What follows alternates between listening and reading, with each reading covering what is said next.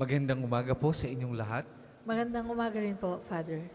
Sa atin pong pagdiriwang ng banal na misa, bukod sa ating araw-araw na intensyon, ang paghingi ng awa sa Diyos upang pagalingin ang lahat ng mga may sakit at ang panalangin natin ngayong buwan ng Nobyembre para sa mga yumao nating mahal sa buhay, atin din pong ipagdasal ang lahat ng mga kababayan nating apektado ng bagyong Nika, lalo na yung pong ating mga kababayan dyan sa may Cagayan, yung kung saan tatahak ang bagyo. Ipanalangin natin na una, nawa sila ay mailigtas ng Panginoon sa anumang trahedya o kapahamakan at ingatan sa anumang maaring mangyari sa kanila. Ganon din atin pong ipanalangin ang lahat ng mga namayapa dahil sa trahedyang bunga ng bagyo, yung mga naging biktima ni Christine at iba pa. Special prayer intention para po sa kapayapaan ng kaluluwa ni Father Randy Marquez. Ganon din po para sa kaarawan ni Father Ian Abu.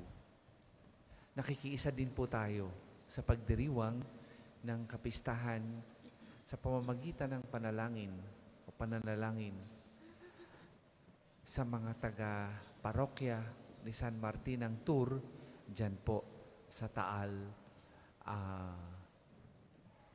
Batangas. At yan pong mga nasasakupan ng parokya ng Taal. Kasama po ng ating mga personal na intensyon at pinagsamasamang panalangin and petition sa Diyos, simulan natin ang pagdiriwang sa ngalan ng Ama at ng Anak at ng Espiritu Santo. Amen. Sumainyo ang Panginoon. At sumainyo rin. Mga kapatid, pakumbaba nating aminin ang ating mga kasalanan, lalo na sa maraming beses na tayo ay nagmalaki sa Diyos at naging matigas ang ating puso upang tugunin ang kanyang panawagan ng kabanalan. Inaamin ko Sa makapangyarihang Diyos at sa inyo mga kapatid, na lubha akong nagkasala sa isip, sa salita, at sa gawa, at sa aking pagkukulang. Kaya sinasamo ko sa mahal na Birheng Maria, sa lahat ng mga anghel at mga banal, at sa inyo mga kapatid, na ako'y panalangin sa Panginoong ating Diyos. Kaawaan tayo ng makapangyarihang Diyos, patawarin tayo sa ating mga kasalanan at patnubayan tayo sa buhay na walang hanggan. Amen.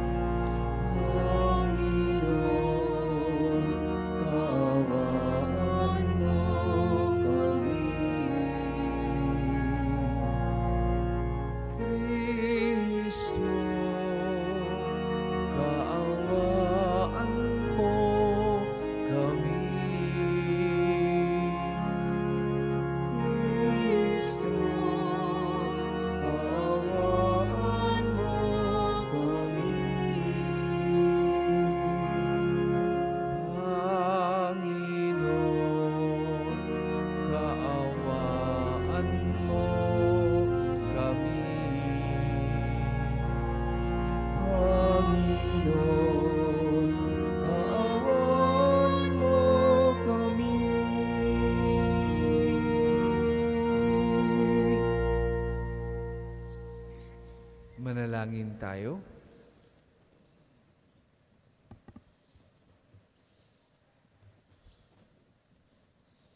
Ama naming makapangyarihan, sa pamumuhay at pagpanaw ng obispong si San Martin, ang iyong kadakilaan ay nagniningning. Ganapin mong panibago ang mga dakilang gawa ng iyong paglingap sa aming loobin, upang ang kamatayan man o ang buhay ay huwag makapaghiwalay sa amin sa pag-ibig mo. Sa pamamagitan ni Jesucristo kasama ng Espiritu Santo, magpasawalang hanggan. Amen.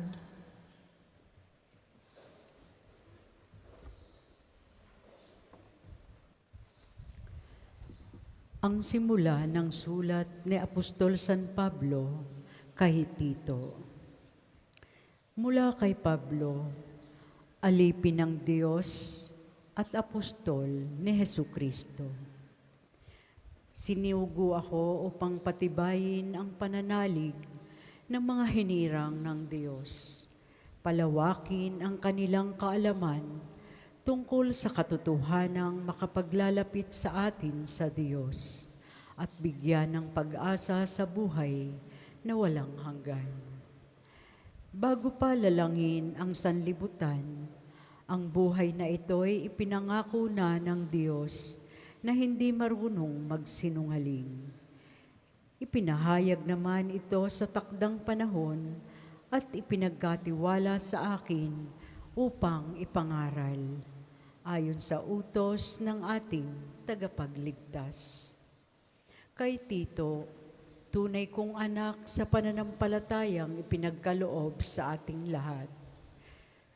Sumaiyo nawa ang pagkalinga at kapayapaan mula sa Diyos Ama at sa ating tagapagligtas na si Kristo Jesus.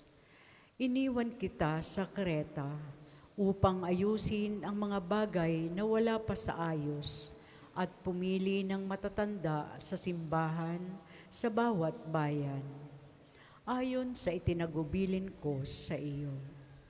Ang pipiliin mo'y yaong walang maaaring ipintas, minsan lang nag-asawa.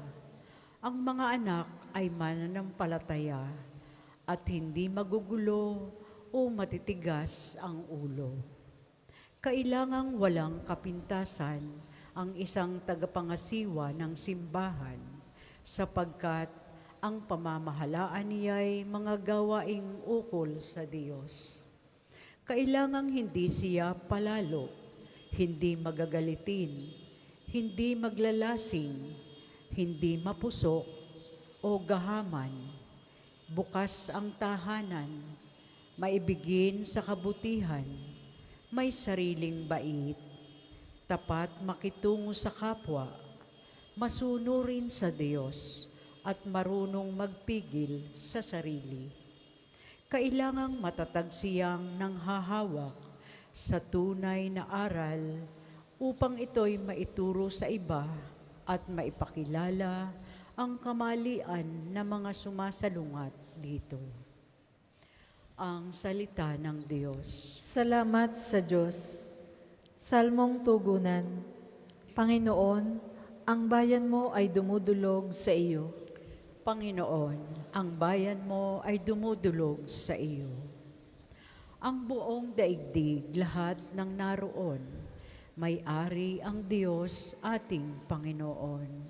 Ang mundo'y natayo at yaong sandigay ilalim ng lupa, tubig kalaliman. Panginoon, ang bayan mo ay dumudulog sa iyo. Sino ang marapat umahon sa burol? Sa burol ng puon, sino ngang aahon? Sinong papayagang pumasok sa templo? Sinong tutulutang pumasok na tao? Siya na malinis ang isip at buhay, na hindi sumasamba sa Diyos-Diyosan, tapat sa pangako na binibitiwan. Panginoon, ang bayan mo ay dumudulog sa iyo. Ang Panginoong Diyos, pagpapalain siya, ililigtas siya at pawawalang sala. Gayon ang sinumang lumalapit sa Diyos, silang lumalapit sa Diyos ni Jacob. Panginoon, ang bayan mo ay dumudulog sa iyo. Magsitayo po ang lahat.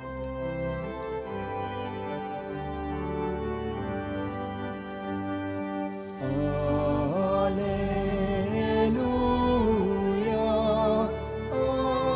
Alleluia.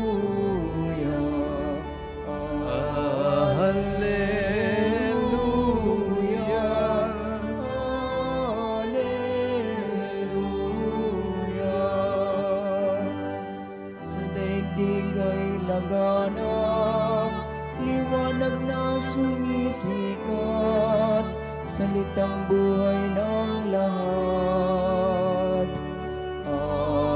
Alleluia, Alleluia,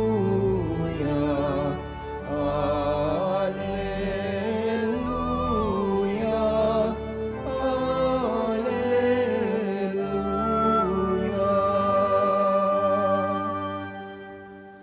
Sumainyo ang Panginoon. At sumainyo rin. Ang mabuting balita ng Panginoon ayon kay San Lucas. Papuri sa iyo, Panginoon. Noong panahong yun, sinabi ni Jesus sa kanyang mga alagad, hindi mawawala kahit kailan ang mga sanhi ng pagkakasala. Ngunit nakapangingilabot ang sasapitin ng taong panggagalingan nito.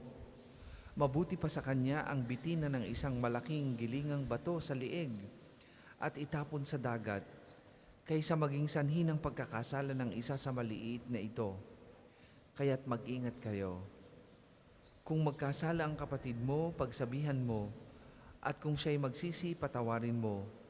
Kung makapito siyang magkasala sa iyo sa maghapon, at makapito ring lumapit sa iyo at magsabing, nagsisisi ako, patawarin mo. Sinabi ng mga apostol sa Panginoon, dagdagan po ninyo ang aming pananalig sa Diyos. Tumugon ang Panginoon, kung maging sinlaki man lamang ng butil na mustasa ang inyong pananalig sa Diyos, masasabi ninyo sa puno ng sikomorong ito, mabunot ka at matanim sa dagat, at tatalima ito sa inyo. Mga kapatid, ang mabuting balita ng Panginoon. Pinupuri ka namin, Panginoong Hesukristo.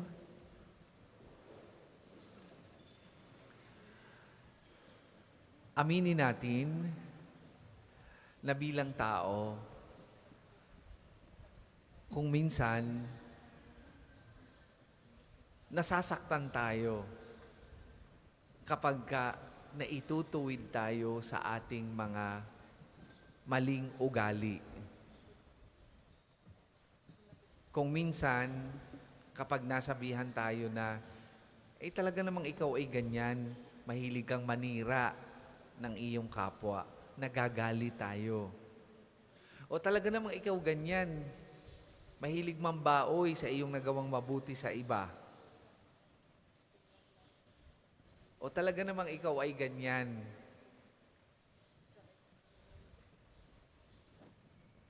ang nakikita mo lang ay mali ng ibang tao. At minsan ay nagagali tayo, nagtatanim tayo ng sama ng loob. Kapag may nagsasabi sa ating ibang tao, bilang pagmamalasakit ng mali natin, ay talaga namang ikaw ay sinungaling, ay talaga namang ikaw ay nagpa-fabricate ng kwento o nag-i-exaggerate ng kwento. Pero kapag ito ay sinabi sa iyo ng mga malalapit sa iyo nagmamalasakit, ikaw ay nagagalit at lumalayo sa kanila.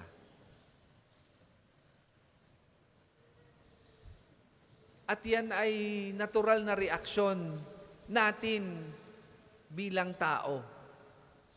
Sapagkat ayaw nating makakarinig ng bagay na totoo sa atin. Kasi masakit ang katotohanan. Ang katotohanan ay nakakasugat. At ang ganyang reaksyon ay totoo din sa pagtawag sa atin sa kabanalan. Noong nasa Roma po kami at nagre-retreat, may nabasa akong isang nagtrending, isang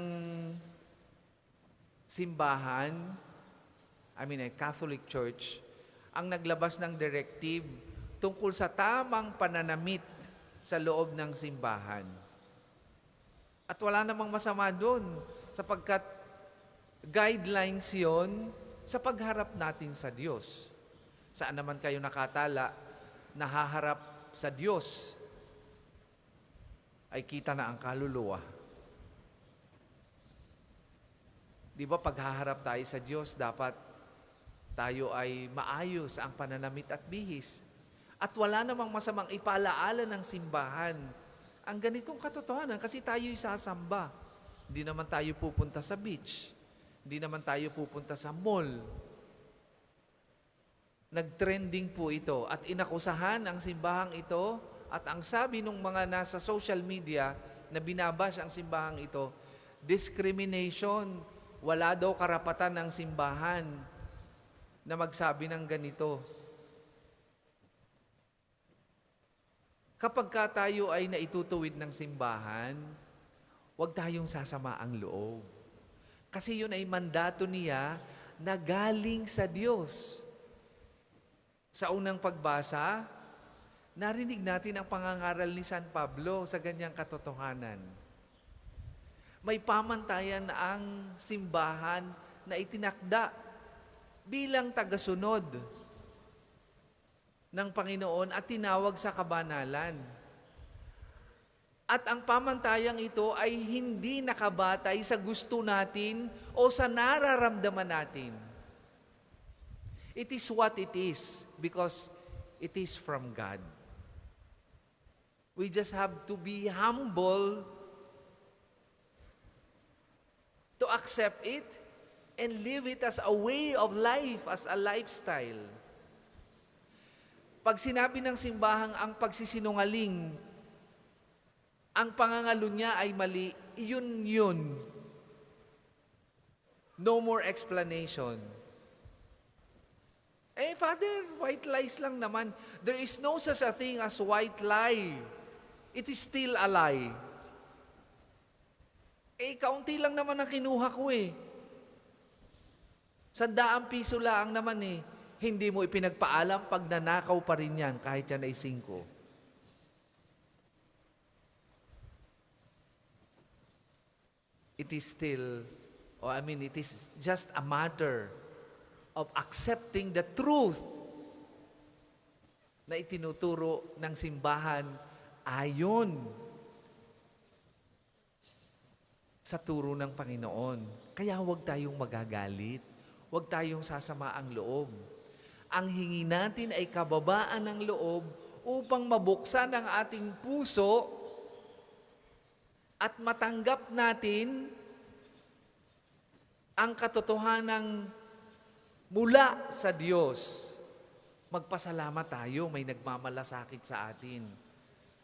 Magulat tayo at matakot tayo kapag wala nang nagsasabi sa atin ng totoo.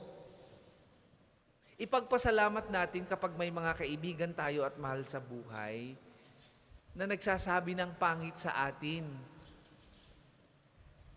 Sila yung tunay na nagmamalasakit at ganun din sa kabanalan.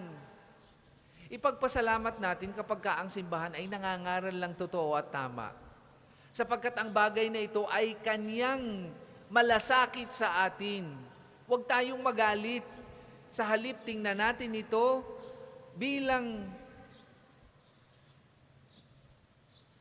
pamamaraan ng Diyos upang tayo ay marating ang kabanalang kanyang hinahangad para sa isa't isa. Huwag tayong sumama doon sa trend na kapag ka popular, kapag ka okay sa pakiramdam, ayun na ang tama. Mali. Ang tama at ang katotohanan ay hindi nakabatay sa ating nararamdaman. Hindi porke may nararamdaman tayong pag-ibig sa isang tao, ay okay na natugunin ang ganong damdamin kahit kayo ay may asawa na. Hindi yan nakabatay sa nararamdaman. Ang katotohanan at ang tama ay nakabatay sa turo ng Diyos. Hindi porking nararamdaman yung tama na kayo ay, hindi porke na naramdaman yung kayo gustong manampal, ay mananampal kayo ng ibang tao dahil naramdaman yung okay yun. No, mali yun.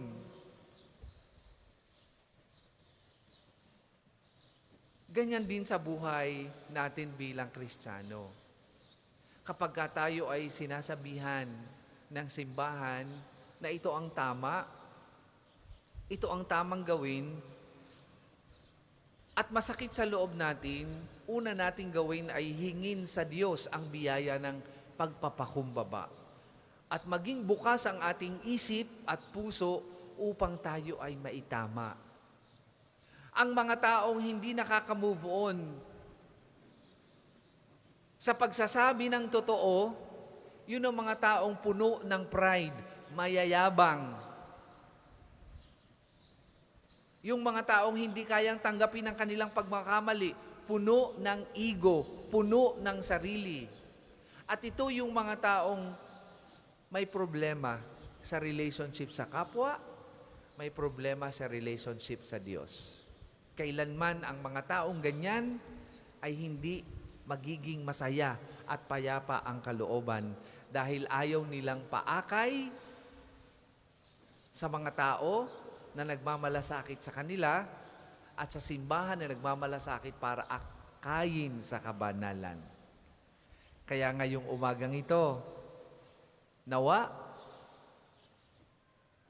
kung tayo ay may mga taong nariringgan ng pangit sa atin, sa halip na tayo ay magalit, kapag nangangaral ang simbahan ng totoo at tama, sa halip na i-bash natin, manalangin tayo ng kabukasan ng puso at pagpapakumbaba upang maakay tayo sa kabanalan patungo sa kaharian ng ating Panginoong Hesus. At nang marating natin ang alok niyang tunay na tahanan.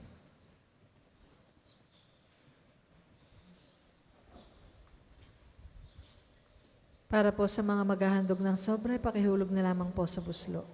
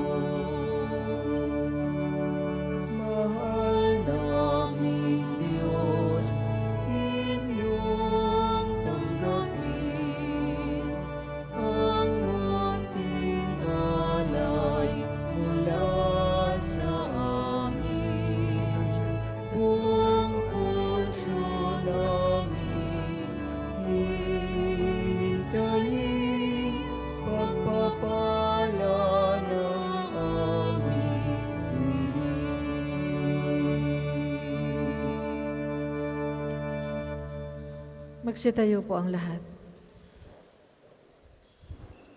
Manalangin kayo mga kapatid upang ang paghahain natin ay kalugdan ng Diyos amang makapangyarihan. Tanggapin nawa ng Panginoon itong paghahain sa iyong mga kamay, sa kapurihan niya at karangalan sa ating kapakinabangan at sa buong sambayanan niyang banal. Ama naming lumikha, pakabanalin mo ang aming mga alay sa paghahain namin ngayong ginugunita si San Martin upang sa pamumuhay namin araw-araw, itaguyod kami nito sa hirap at ginhawa sa pamagitan ni Hesukristo kasama na Espiritu Santo magpasawalang hanggan. Amen. Sumainyo ang Panginoon. At sumainyo rin. Itaas sa Diyos ang inyong puso at diwa. Itinasa namin sa Panginoon. Pasalamatan natin ang Panginoong ating Diyos. Marapat na siya ay pasalamatan.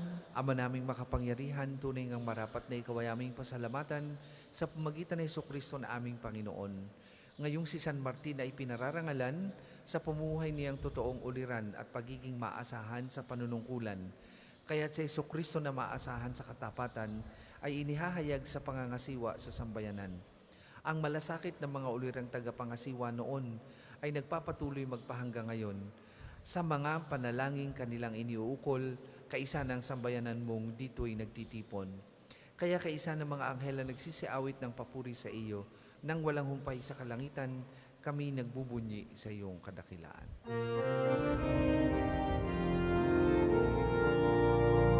Banal ka pong may kapal, banal ang iyong pangalan, banal ang iyong kaharian, langit lupa'y nagpupugay sa iyong kadakilaan, dinarakilan ang lahat ang naparito mong anak, na siyang nagmulat sa bulag, sa pilay ay nagpalakad at nakiramay sa lahat.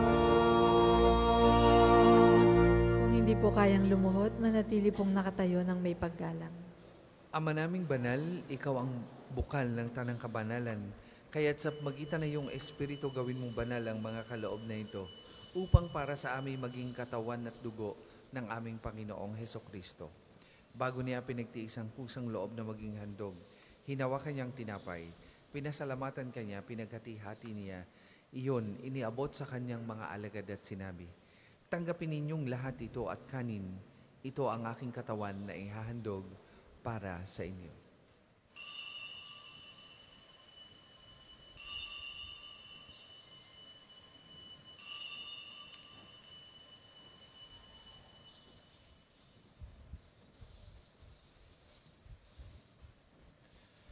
Gayun din naman nung matapos ang hapunan, hinawakan niyang kalis, muli kanyang pinasalamatan.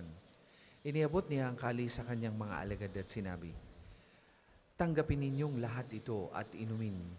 Ito ang kalis ng aking dugo, ng bago at walang hanggang tipan.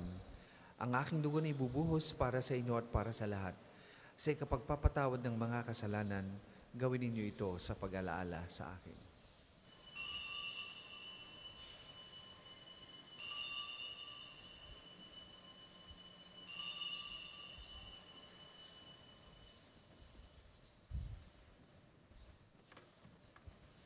Ipagbunyi natin ang misteryo ng pananampalataya. Si Kristo'y namatay, si Kristo ay nabuhay, si Kristo ay babalik sa wakas ng panahon. Ama, ginagawa namin yan ng pag-alaala sa pagkamatay at muling pagkabuhay ng iyong anak. Kaya tiniaalay namin sa iyo ang tinapay na nagbibigay buhay at ang kalis na nagkakaloob ng kaligtasan. Kami nagpapasalamat dahil kami iyong minarapat na tumayo sa harap mo para maglingkod sa iyo. Sinasamo namin kami magsasalo-salo sa katawan at dugo ni Kristo ay mabuklod sa pagkakaisa sa pamagitan ng Espiritu Santo. Amalingapin mo yung simbahang laganap sa buong daigdig. Puspusin mo kami sa pag-ibig kay isa ni Francisco na aming Papa at ni Gilbert na aming Obispo at ng Tanang Kaparian. Alalahanin mo rin ang mga kapatid naming nahimlay nang may pag-asang sila'y muling mabubuhay gayon din ang lahat ng mga pumanaw. Kaawaan mo sila at patuloyin sa iyong kaliwanagan. Kaawaan mo't pagindapatin kaming lahat na makasalo sa iyong buhay na walang wakas. Kaisa ng mahal na Birheng Maria na Ina ng Diyos, ni San Jose na kanyang kalinis-linisang esposo, kaisa ng mga apostol at ng lahat ng mga banal na namuhay dito sa daigdig ng kalugod-lugod sa iyo, maipagdiwang nawa namin ang pagpupuri sa ikararangal mo sa pamagitan ng iyong anak na aming Panginoong Hesukristo.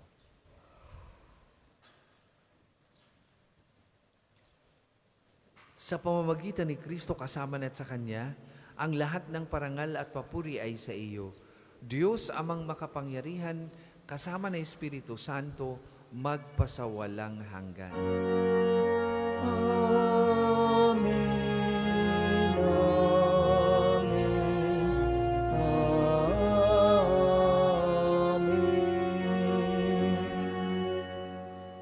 Sa tagubilin ng manakagagaling na utos at turo ni Jesus na Panginoon natin at Diyos, ipahayag po natin ng lakas loob.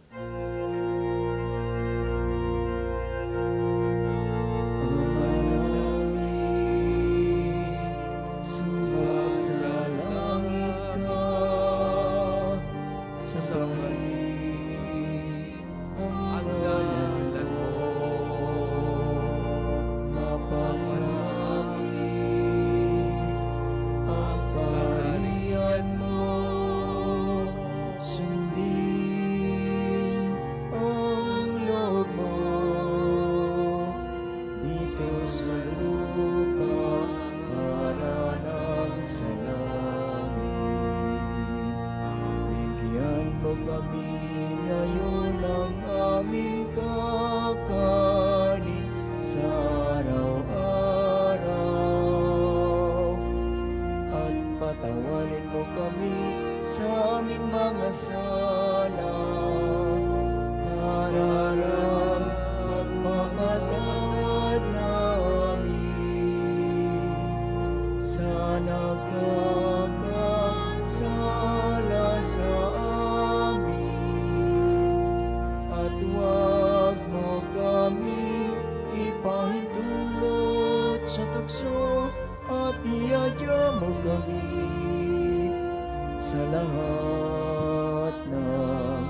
masama.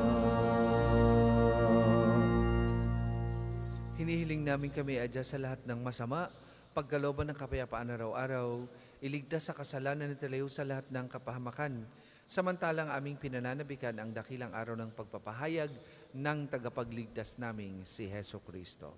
Sapagkat iyo ang kaharian at ang kapangyarihan at ang kapurihan magpakailanman. Amen. Panginoong Jesucristo, sinabi mo sa iyong mga apostol, kapayapaan ang iniiwan ko sa inyo, ang aking kapayapaan ang ibinibigay ko sa inyo. Tunghayan mo ang aming pananampalataya at huwag ang aming mga pagkakasala. Pagkalooban mo kami ng kapayapaan at pagkakaisa ayon sa iyong kalooban, kasama ng Espiritu Santo, magpasawalang hanggan. Amen. Ang kapayapaan ng Panginoon ay lagi pong sumainyong lahat. At sumainyo rin. Magbigayan po kayo at maghangad ng kapayapaan sa isa't isa.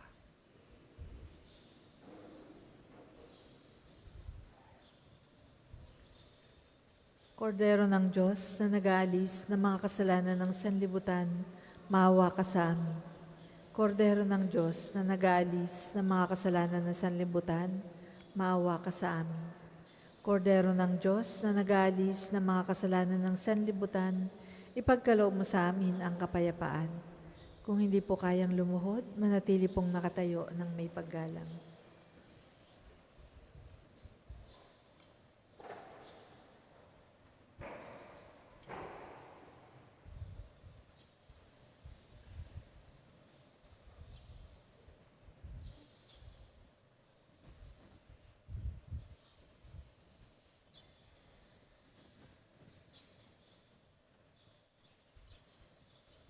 Mga kapatid, ito ang kordero ng Diyos. Ito ang nag-aalis ng mga kasalanan ng sanlibutan. Mapalad ang mga inaanyayahan sa kanyang banal na piging. Panginoon, hindi ako karapat-dapat na magpatuloy sa iyo, ngunit sa isang salita mo lamang ay gagaling na ako.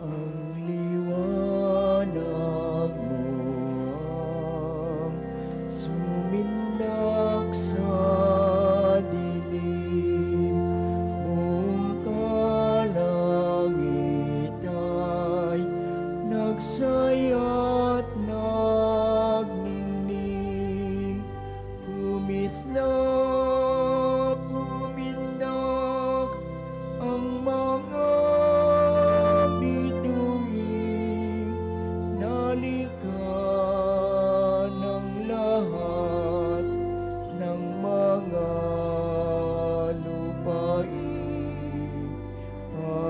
Pag-ibig mo, Ama, ay hatid mo sa aming malaya't matinding, hindi magmamaliw.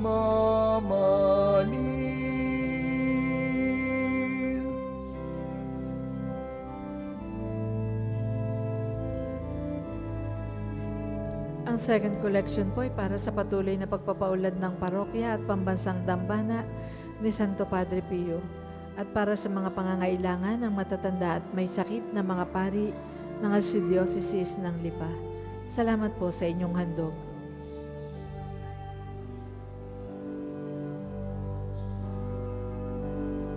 Ang liwanag mo ang sumindak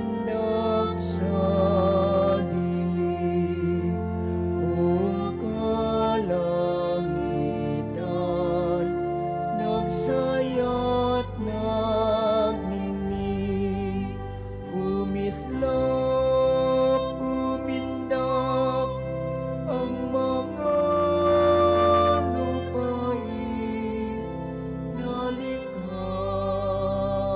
lahat ng mga lupain.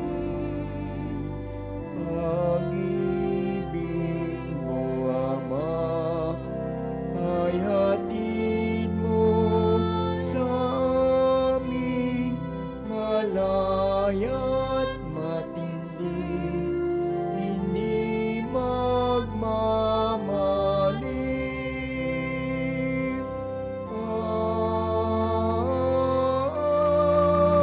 Amen. Tayo po ay magsitayo.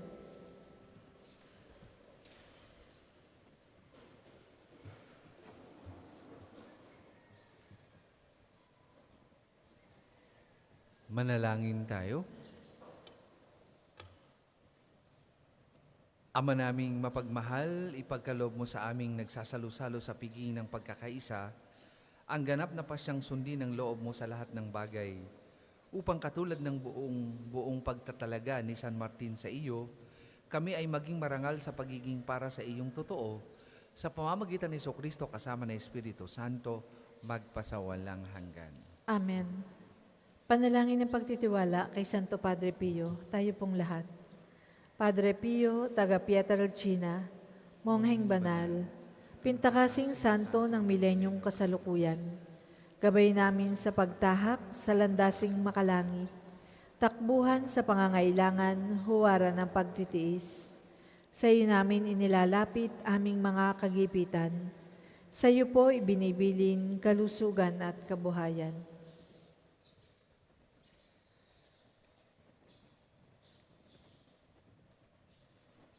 Di man karapat-dapat, kami po ay pagbigyan, bendisyonan at basbasan, maging ganap sa buhay.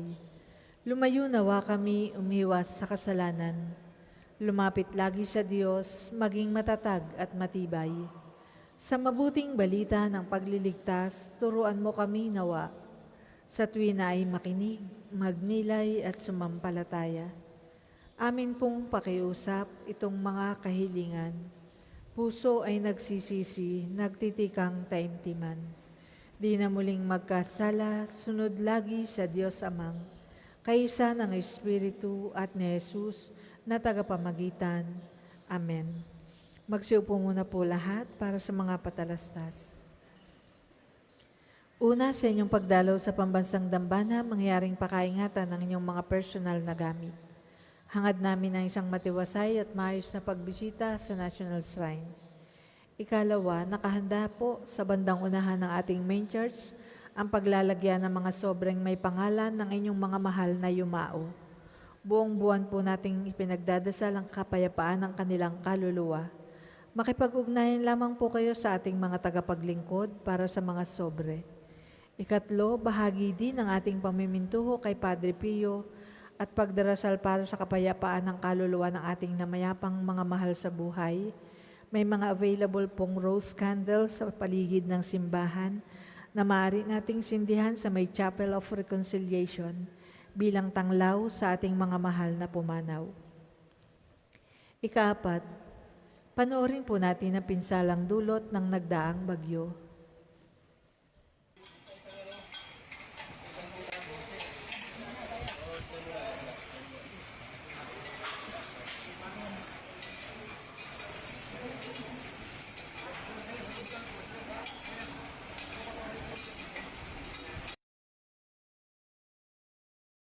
Samantala pong wala muna tayong parking spaces na magagamit sa loob ng pambansang dambana dahil sa pagkasira ng tulay papuntang parking area. Mula po sa parking A ay mga tao lamang ang maaaring makapasok at limited parking slots ang meron doon. Maraming salamat po sa inyong pangunawa at asahan natin ang matinding traffic, lalo na kung Sabado at Linggo. Ikalima,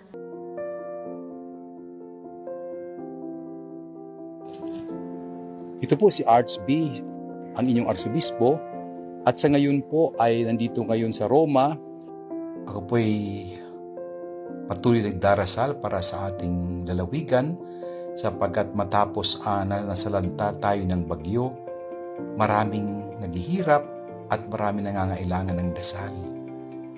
Sa ngayon po, ako'y humihingi ng tulong sa inyo, lalo na sa mga kapatid natin na salanta ng bagyo. Mahalaga na tayo magtulungan tulad na nangyari sa atin nung mga nakaraang taon. Sumabog ang Bulkang Taal, nagka-COVID tayo. Ipagpatuloy po natin ang magandang gawain ng isang Batanggenyo, nagtutulungan, nagbabahaginan, at nagdarasal para sa lahat.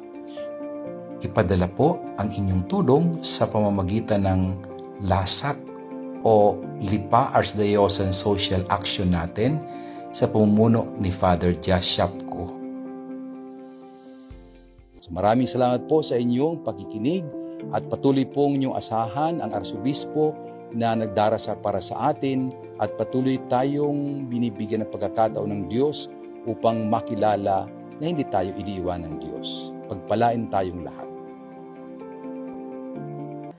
Simula po ngayong Disyembre ay magkakaroon tayo ng karagdagang misa mula Lunes hanggang Sabado. Ang mga bagong oras ng misa ay makikita nyo po sa ating screen. Gayun din, ninanais po nating limitahan ang bilang ng live stream ng mga misa at magdagdag ng karagdagang live stream para sa Angelus at Rosary tuwing ika-12 ng tanghali at Divine Mercy Chaplet tuwing ika-3 ng hapon. Mangyaring magabayan po kayo ng mga pagbabago ng ating schedule at eksperimentum simula sa Disyembre. Ikapito, bilang paghahanda ng pambansang dambana sa isang espesyal na pagdiriwang, ngayong Enero, tayo po ay magkakaroon ng Dinner for a Cause sa darating na December 10. Mayroon po tayong ipinagbebentang ticket sa halagang 2,500 piso lamang.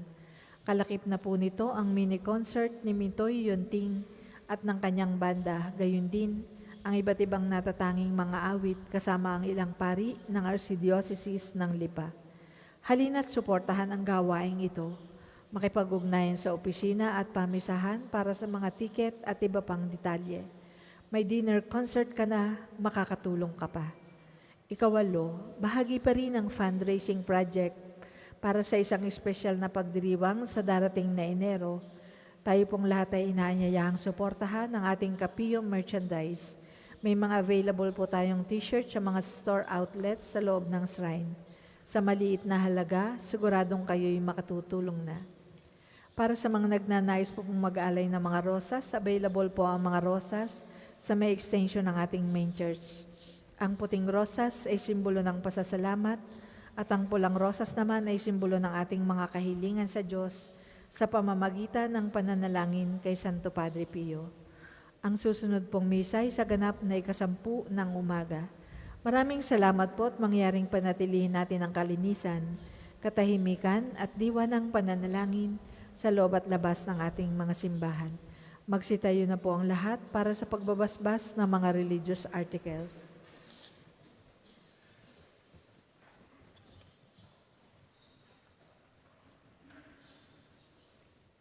Mga kapatid, manalangin tayo sa Diyos amang makapangyarihan upang tayo maging kawangis ni Kristo sa taimtim na pagdalangin sa tulong ng mga larawan at mga dasalan. O Panginoong Diyos, Ikaw ang bukal ng lahat ng pagpapala at biyaya.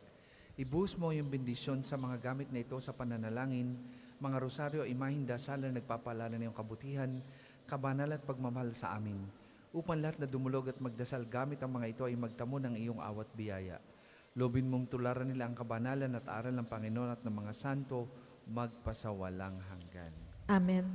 Ama namin, sumasalangit ka, sambahin ang ngalan mo, mapasa amin ang kaharian mo. Sundin ang loob mo dito sa lupa para nang sa langit. Bigyan mo kami ngayon ng aming kakanin sa araw-araw at patawarin mo kami sa aming mga sala para ng pagpapatawad namin sa mga nagkakasala sa amin. At huwag mo kaming ipahintulot sa tukso at iadya mo kami sa lahat ng masama. Amen. Aba, Ginoong Maria, napupuno ka ng grasya. Ang Panginoong Diyos ay sumasa iyo. Bukod kang pinagpala sa babaeng lahat, at pinagpala naman ang iyong anak na si Jesus. Santa Maria, Ina ng Diyos, ipanalangin mo kaming makasalanan, ngayon at kung kami mamamatay. Amen. Luwalhati sa Ama at sa Anak at sa Espiritu Santo, kapara noong una, ngayon, at magpasawalang hanggan. Amen. Luwalhati sa Ama at sa Anak at sa Espiritu Santo, kapara noong una, ngayon at magpasawalang hanggan. Amen. Luwalhati sa Ama at sa Anak at sa Espiritu Santo, kapara noong una, ngayon at magpasawalang hanggan. Amen.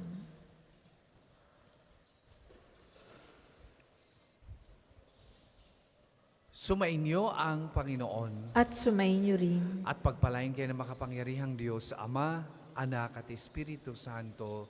Amen. Tapos na po ang ating pagdiriwang, humayo kayong mapayapa. Salamat sa Diyos.